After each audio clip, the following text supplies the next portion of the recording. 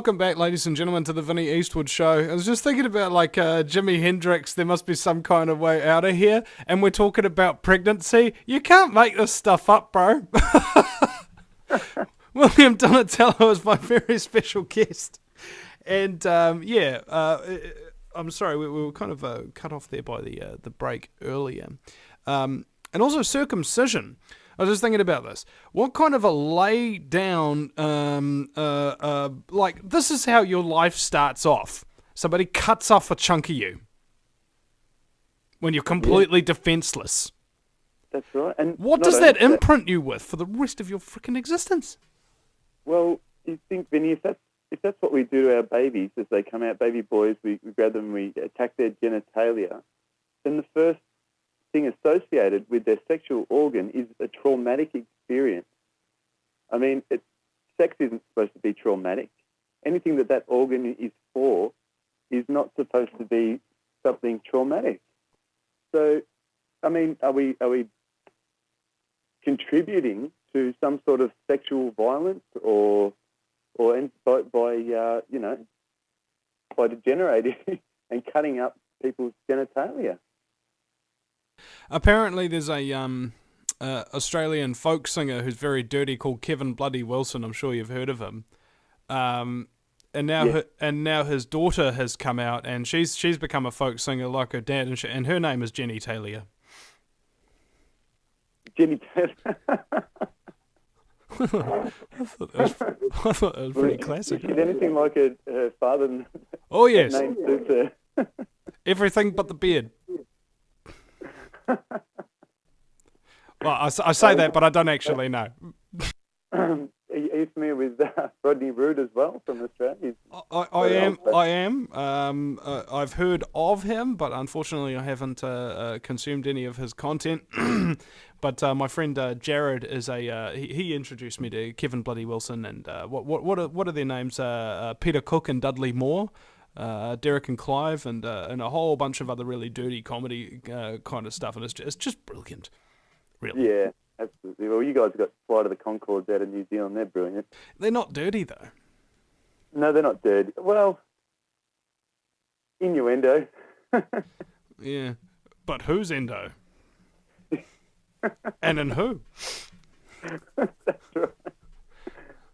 So I wanted to just quickly get back on the topic of the natural birthing as well, and the birthing at home, the self-empowerment, Vinny, if you don't mind. That's one thing I want to make clear as well is in a hospital environment, I mean, with the disempowerment and the authority of the doctor and so on, can actually, lead mothers to feel quite scared. And it seems to be an environment that arises a lot in a birthing situation in a hospital, whether it's the midwives, nurses, doctors, but generally a feeling of fear is quite easy to come into. When that is experienced by the mother, the biochemistry of the mother goes into adrenaline, fight or flight. So the blood pumps into the arms and legs and the extremities so that the mother can, fight or run away from a tiger or whatever it is that we're supposed to have this fear for. Instead of the natural oxytocin, which is the love hormone that's released when the mother is relaxed. And what that causes is the body actually pumps the blood all into the uterus, the muscle that needs to do all the work to give birth to the baby. So if mothers are scared and they're kicking and screaming, the blood is in their arms and legs, and they're not prepared, for birth. Then there's a much higher chance of intervention and so on. Well, just recently, my girlfriend's brother's baby was born, and his wife had it at home in the bath, the water birth. Less than an hour, no screaming. No worries, healthy baby. Beautiful. That's a great story, Vinny. I'm glad to hear that, mate. It's good to see more and more people taking that responsibility into their own hands, Well, you know what happens? Have you ever been in a situation where people are telling you this, that, and the other, you got to do such and such and blah, blah, blah, and you have no idea what they're talking about? and you get really confused. And as a result of being confused, you kind of get a little bit scared, a little bit apprehensive. That's hospitals in a frickin' nutshell, isn't it? That's right. It's I think what it is it's an intellectual intimidation. I mean, people go into a doctor's clinic, and that person's gone to school. I mean, they know how to use big words and all this sort of stuff. So people feel intellectually inferior to the doctor. And the truth is, he's only a human that's just been trained. He's gone to another form of schooling that was funded by the pharmaceutical industry and learnt what they told him. He made it there because he swallowed it blindly without ever questioning it. And look, there's a lot of really good doctors out there too that are wide awake, that know exactly what's going on. I mean, my family doctor, everyone knows you need one these days, not for your health, but just for the, forms and whatever else. Sometimes you need a doctor whether you want to get a day off work or whatever. He admits that, there's a lot of doctors in the clinic that get their lunch paid for every day by pharmaceutical companies. They have conferences overseas, might be near Disneyland or something, all expenses paid, and it's a conference where them and their family get to go in the holidays. Now, all these things are funded by the drug companies, the same as the universities that they were educated at. So basically, if people teach themselves or learn about how to look after their own health, they actually start to learn these big words that doctors know and use anyway. And you're not so intimidated, And when you can hold your own with a doctor, you'll actually find that a lot of the times you'll gain respect, or you'll get their anger, which shows what an immature, ridiculous human being they are, to be placed in a position of authority and so, not in control of their emotions and reactions. Did you know that if you have the letters MD after your name, you are 11 times more likely, wait for it, to be a serial killer? There you go. I did not know that. And it makes a hell of a lot of sense, doesn't it? Yeah, it does. I think maybe the MD's for murder, death or something. Yeah, MDK, murder, death, kill. and indeed, the New Zealand Ministry of Health reported that it is the third leading cause of death in New Zealand. On its own website, it admits it. We kill 3 times as many people as the road toll, okay? You're 3 times more likely to be killed by your doctor, even according to officialdom, than you are to die in a car accident. And that's not including all of the unreported deaths. Vaccine reactions, chemotherapy which kills people. They don't include any of that. This is just things that are known medical mishaps that are actually reported on. So if you add everything else on there, the institution called the Ministry of Health in New Zealand, that is supposed to keep you alive and healthy, is in fact the thing that is most likely to kill you than any other factor. And I would act under the assumption, based upon the same model that the United States, England, and Australia uses to a large degree, the medical practice, they're virtually identical. I would assume that globally, doctors are the world's biggest killers. Now, this sounds completely crazy. You know why it sounds completely crazy, ladies and gentlemen? Because it's a fact. If it didn't sound crazy, it probably wasn't true. That's right. Yeah, you could not make that up, could you?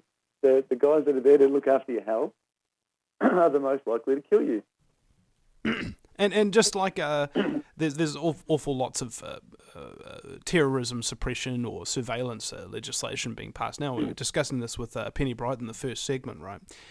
And I said to her, look, Penny, the reason why they're surveilling, the state is trying to surveil everybody, isn't to protect everybody from the terrorists, it's to protect the terrorist state from the people. That's right. And this is my main philosophy in life, William, is that anything that comes out of officialdom, firstly, assume that they're saying the direct opposite. We're doing this for your safety. Okay, they must be doing it to try and kill me or enslave me.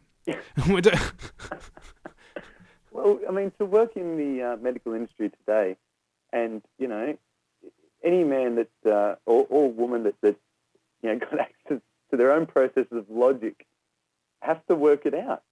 So that means if you continue to be a doctor say you've treated 10 patients for cancer and you've seen them all deteriorate and die, does it take a degree of misogynism to actually stay in that line of work? Would you continue a job where you've just killed 10 people and watched them lose their hair and seen all their relatives come in and getting emotional and all that kind of thing? Would you be able to continue to administer chemotherapy yourself, Vinny? It depends whether or not I was afraid of admitting to myself these 3 words that are necessary for personal growth in life. I was wrong. That's right. That's right. And that's where I look. The government itself, they're not about to say that by the looks of things, but I mean that's the big thing that people would have to grasp. If people to find out about hemp oil curing cancer and this and that, I mean, they have to change their whole entire paradigm. It's such a big mind switch to go, hang on a second, this system is not looking after me. All my life I've been trained to stay on the running wheel, go to work, pay my taxes, be a good little working citizen, but this is what I've got in return as a public health service from my government. It's a massive thing to admit, and it can be terrifying and life-changing. And I don't blame a lot of people for turning away from the information, but basically, if you're going to turn away from the information that's, jumping up from the people that love you and care about you around you, or on the internet, people spreading this stuff because they've cured their family member or whatever, then, I mean, you're not, or I shouldn't say you don't deserve to live, but you're not desperate enough to keep, to stay alive, obviously. Well, I think you really have to have a traumatic experience before you radically change direction, I mean, before I got arrested for selling cannabis when I was in university, and who doesn't, got caught with 13 grams of it, and I had to do 300 hours community service, and I was lucky that I didn't go to jail for up to 8 years, when the person in front of me was growing cannabis, resisted arrest, and was convicted of sexual assault, got 150 hours community service. Had I not been made fun of by the police, had they not made up evidence even after I gave them a full confession, had I not suffered so much trauma that I found it difficult to walk up a flight of stairs because my legs were giving out on me because I was crying so much, had I not had that experience, I would not have benefited from that suffering. If you take suffering as a gift and then you turn it into something good, if you make your life meaningful again after all the meaning has been stripped away from it, that's alchemy. Yep. See, and it's a hard process, Vinny. It's a very hard process to go through. I mean, I know ex-police officers that are dying of cancer right now, and could you imagine their career they spent, locking people up, busting, prosecuting for marijuana, and for them to have to switch and go, oh my gosh, I have done that for a living, and I've been praised and upheld in my society by the people in the community for doing that. And now I realise that, I've just been doing, putting people in jail for growing the cure for cancer. I mean, the whole paradigm and mindset is changing culturally towards this plant and what have you. But for them people that have worked in a career like that, to make that big mind flip, it's a very, very hard process. Well, you don't... Very rewarding process, mind you. Very, very rewarding process once you've actually made them realizations. But it's huge, Vinny. Oh yeah. I mean, your whole life gets turned upside down, and really it must. The truth will set you free, but first it'll really piss you off. Yeah. I mean, the worse you feel, the better it is for you in general.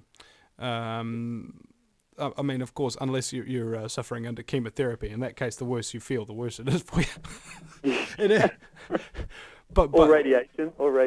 Yeah. I mean, through life, this is what is happening. That I believe is a really bad trend in society. People are trying to avoid suffering and pain. Yeah. I actively try and seek it out because I know that within suffering, within pain, there are the most important lessons in life. If you haven't suffered in order to gain the knowledge that you have gotten, then the knowledge that you have gotten is probably worthless and not true at all. Absolutely. So the path of love, simply, I mean, you love and care about the people around you, Vinny. You make it your business to, I mean, if someone gets sick with something, you learn. I mean, there's natural remedies for absolutely everything on this planet, and you learn about them and you implement them. Now, and the path of fear will lead you, handing your power to the doctors, and you're going to die. Yeah, indeed. And actually, here's an interesting side note, complete tangent. They've just done some tests on some psychopathic killers in a prison and shown them really horrible things and what have you, and asked them to try and imagine what they feel. And they actually started to get emotions response from them. We'll be right back.